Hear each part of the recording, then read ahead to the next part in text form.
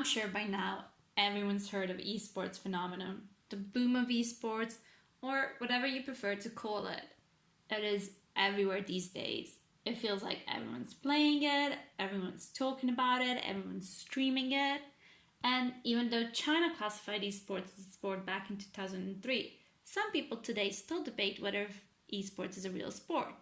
But despite all the controversy surrounding it, esports managed to become one of the biggest modern sports worldwide, with over 450 million people watching all over the globe. It has even been acknowledged by International Olympic Committee back in 2017.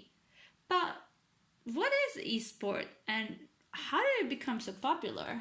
Ali imaš potrebu baviti se s time jer jednostavno ljubav, natjecanje, spajanje, poznanstva, prijatelji, druženje, pobjede, porazi i praktički sve ono što život nosi u jednom mladom životu. Esport means a lot to a lot of people, and esport community keeps growing every day, and some people devote their entire lives to it. Esports is currently my life. Every day I wake up and breathe esports, which is fine. I do really love it.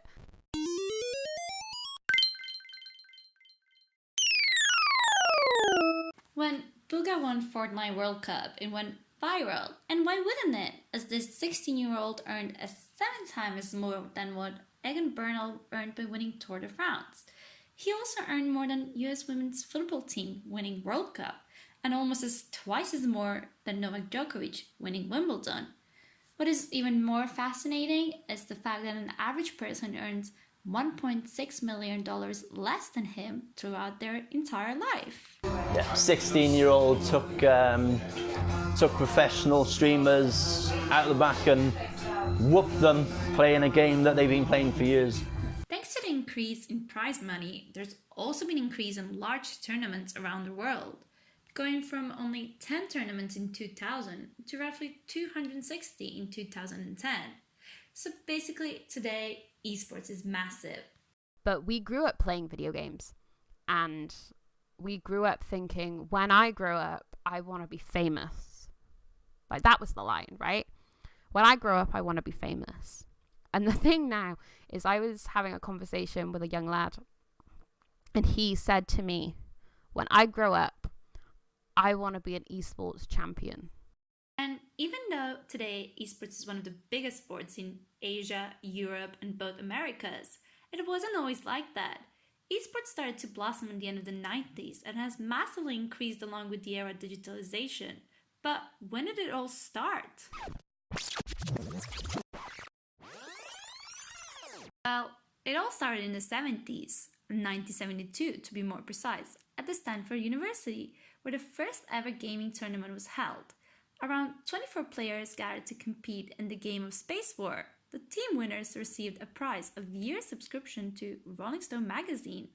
In the 1980s, competitive video gaming became an established hobby for many Americans. It was a decade of arcade games, also known as Golden Age of arcade video games. Games such as Pac-Man and Donkey Kong became classics. I've been playing games now since I was, just console games in general, I've been playing since I was 5 or 6. I started playing on the original PlayStation, the Sega Mega Drive, the Sega Master System, the Nintendo NES and the NES, playing all the old Mario games, Sonic, what was the other one? Alex the Kid. In 1991, the arrival of online games and popularity of a fighting game, Street Fighter II, led to the foundation of esport tournaments on a large scale. Navodno, povijest esporta navodno počinje kao natjecanje na Stanford University, ako se ne varam, 70 i neke godine u igri Space Invaders. Iako po meni je to uspoređivanje kao da je glazba nastala u špilji kada je čovjek prvi put čuo sebe kako plješće rukama ili lupa u drvo. Moderni esport kakav danas poznajemo nastoje krajem 90-ih u Južnoj Koreji. Južna Koreja je, da bi privukla mlade u IT industriju nakon ekonomske krize, počela ih gurati prema video igrama. da bi se mladi što više počeli baviti novim tehnologijama. Tamo su nastale prve eSport zvijezde, tamo smo gledali prve velike eSport turnire koji su punili hale, dvorane, a nakon toga se to nekako proširilo i na ostatak svijeta. In the following decade of 2000s, esports became a sensation in South Korea, and they even opened up 24-hour TV channels that aired everything related to esports. At the same time, the world also began the process of digitalization. This allowed esport to blossom fully, proudly and beautifully into a phenomenon that we know today. Nakon toga slijedi dolazak na zapad i eksplozija esporta pa početkom 2000-ih kada mu se sve više i više pridaje pozornosti, kada rastu nagradni fondovi i nastaje sve više interesa, ajmo reći, šire javnosti. In 2010s, esports conquered the Western civilization and the rest of the globe. Today, many esports communities and millions of fans all over the world can enjoy the sport through online streaming services, which are often credited as a major influence in esports' popularity rise. More than 12 billion minutes of esports have been watched and streamed globally on streaming platforms such as Twitch, Hitbox.tv, Azubu, and YouTube Gaming. With streaming, it's a case of you can learn stuff, you can experience what it's like to be in a game with a streamer, because obviously you hear them talking all the time. But streaming's just like a TV program. As long as you promote it, as long as you stick to your time, and you let people know where and when they can find you, people will watch. It grew into $1 billion industry, and there's many factors that contributed to that. Research tells us that the blossom has been influenced by a combination of expanded broadband, social networks, interesting games and personalities, more involvement from the publishers, and sports and entertainment. By the end of 2018, it has exploded in popularity with 300 million audience around the globe. We live in the age of virtualization, and almost everything today is virtual and digital. It's a way of life for us. Virtual reality is becoming a normal thing. As the world develops and becomes more virtual every day, esports blossom even more, and you can't help but wonder how the future of sports will look like. But one thing is definite, esports plays a big role in everyday life and the way we live.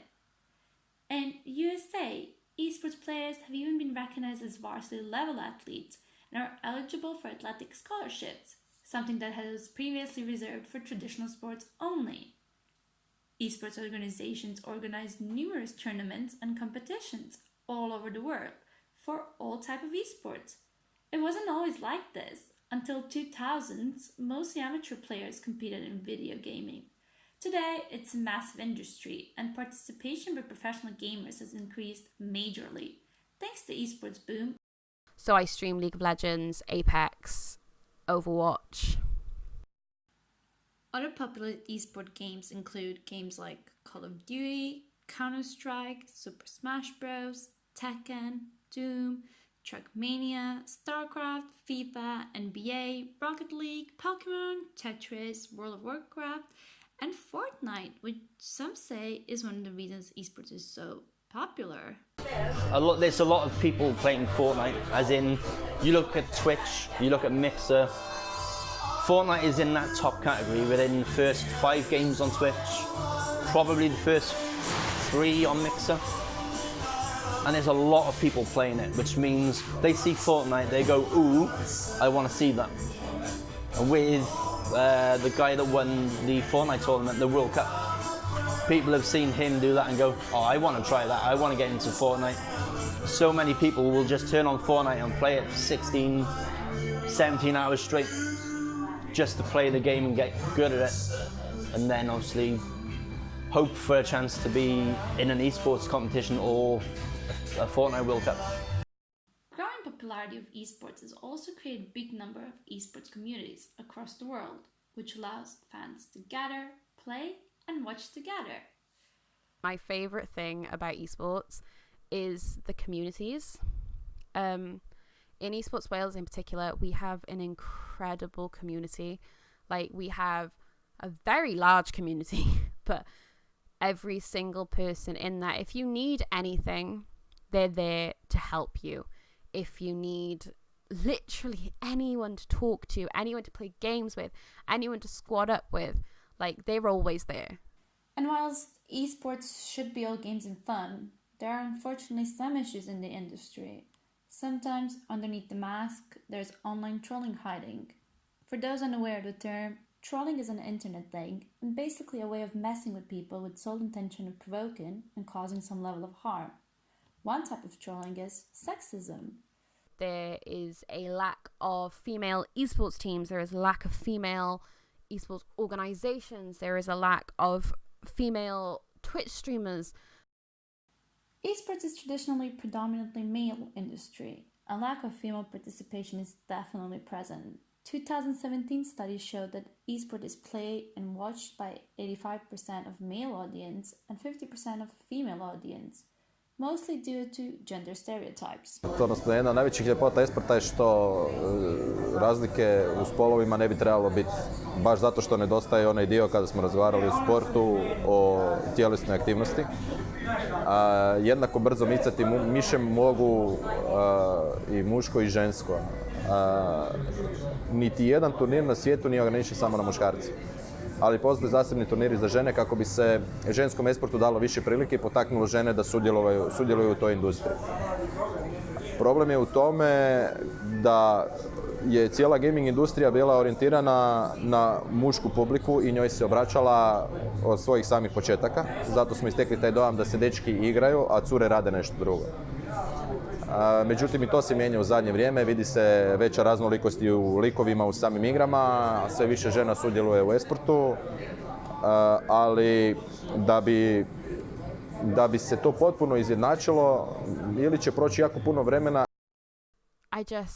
I wish there was a different type of female representation in the gaming industry and in the esports industry. I wish we had a strong woman who was, one, great at video games, two, not just adored by people because of her body or her face or her hair, but because of her talent. Would fixing the gender equality benefit eSport? If esports invest properly in everything that's going on right now with female gender equality, this, that and the other, if they invest right and they put female teams or mixed teams into esports could be huge over the next 5 to 10 years. Having female streamers, female esports players on stage is going to make other females want to go, oh, hang on, if they can do it, I can do it, and even more people are going to want to get into it. Back in 2017, International Olympic Committee mentioned there was a possibility esports would be included in 2024 Summer Olympics. But then... Dakle, ako ima ubijanja ili zlostavljanja ili tuče u igri, ona ne može biti dio olimpijskih igara i Međunarodni olimpijski odbor prihvaća, odnosno razmišlja uzeti u obzir samo one igre koje su simulacije stvarnih sportova, koje zapravo na samom esport tržištu čine vrlo mali dio kompletnog globalnog esporta. Ono što je zanimljivo je da esport ne treba olimpijske igre ni u kojem aspektu. Esport raste i zasebna industrija. The future of esports and whether it will become Olympic sport still remains unknown. But who knows, maybe esports catches the golden ticket for the ride to Olympics in the very near future.